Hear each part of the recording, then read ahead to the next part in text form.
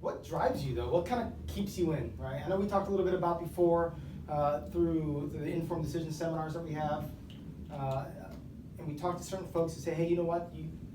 You've said before that about every listener you think about, hey, you know what? Maybe I'm going to hang it up. Maybe I'm going to get out, but you don't. So what kind of drives you? What's that flame? What keeps the fire burning? It's about 3 questions in one, I think. Yes. That's great. So, drive. Man, that's a tough one, right? Ask Dan Pink about it. Daniel Pink wrote a great book about drive. I would argue that, you know, you could have all the drive and determination in the world, but without a little grit, are you going to really make it through the most difficult times of your life? Angela Duckworth wrote a great book about grit. You know, we could go on and on through authors and books and stories and showcases. I think for me, the real question that I think experts would still argue on to this day is nature versus nurture.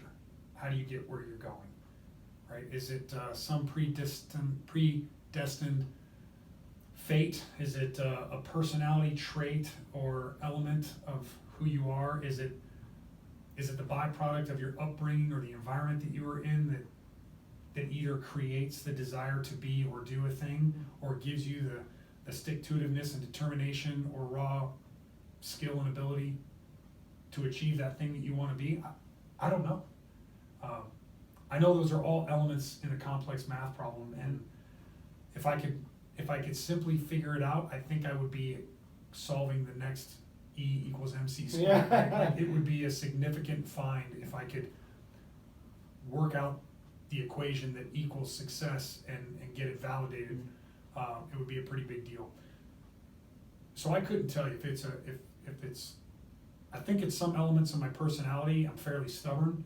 I have some adventure-seeking traits. I get bored easily.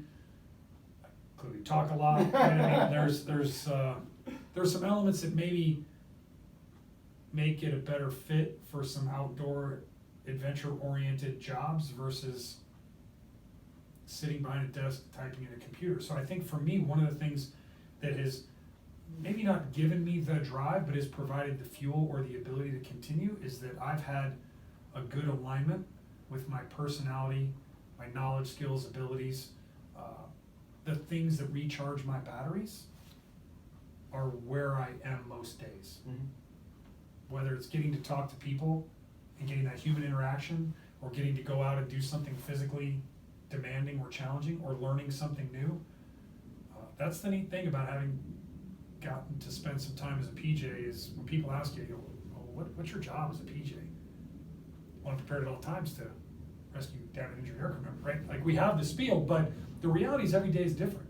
There are no 2 days that are the same. And so for guys with a little bit of adult attention deficit disorder, right, I have a little bit of attention span issue, that environment kept me going, because about the time I would get bored, there's a new thing to learn, or a new challenge, or a new deployment, or some new thing. So I think it's a combination of the stars align for me, right? The right person at the right place at the right time, kind of an example. You know, I had some personal internal drives and motives to help people, and a little bit of patriotism. You know, I told you about my family background. Maybe that's, you know, been imprinted into my DNA in some small way. Maybe it's just a byproduct of hearing these stories generationally. You know, maybe it's some other element where I just felt the need to give back, but I've always been motivated to try to help people in some way or another. And the Air Force gives me an outlet to do that, so that helps. What's interesting is, as I told you, I came in for 4 years in college money. Well, I didn't do a very good job pursuing college. As we all know, right? You show up and it's basic training, and then it goes to tech school. And then you show up to your first job and, hey, where's the education office? Why do you need that? Well, I want to sign up for school. No. You've got these CDCs to do, or this OJT. You got to get your local area FAM, and then you got to get your 5 level, and it's always something. And next thing you know, a year's gone by, and then 2, and then 3, and all of a sudden your goals of education are falling behind. The fact that I have a master's degree today is a miracle, because I could have just as easily, you know, been sitting on a pretty poor GPA out of high school. No fault of my high school.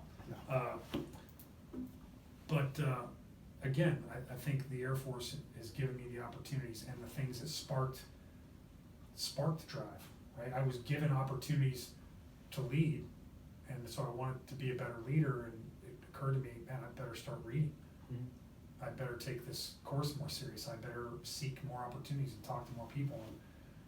And you start to create a feedback loop of, this is something I need. I reach out and I ask for help. I find what I need. I get rewarded for that effort. And round we go, right? It's, again, you'd think I'm getting kickbacks, right? I'm just throwing out book references, right? But Charles Duhigg talks about the habit loop in his The Power of Habit book, and it's, you know, cue, behavior, reward. And that loop has helped me continue. Now it modifies along the way, and I continue to shape and change it, and I find what my new priorities are. You know, having been single for the first, half of my career, it's a lot easier when all you have to worry about is you. Sure.